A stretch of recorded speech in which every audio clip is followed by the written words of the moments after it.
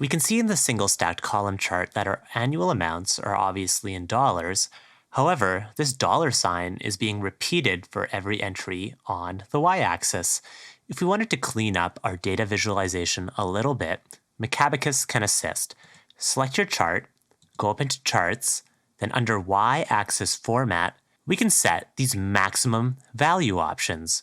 So since we're in dollars here, we can select the dollar, but if we were using another currency or a percentage or a multiple, we could select that. One thing to note with this feature is that turning this on does turn off the y-axis autoscaling, so one might have to rescale their axis by pressing this button here. But let's go ahead and apply the dollar sign, and we can see that the dollar sign now only shows for our maximum value, which is really cool because it saves a lot of redundancy in the y-axis and will get your charts looking a lot cleaner. We find this one really useful here at CFI and use it all the time.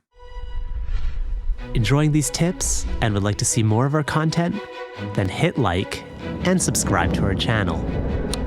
Thanks for all your support, and we'll see you over in the next video.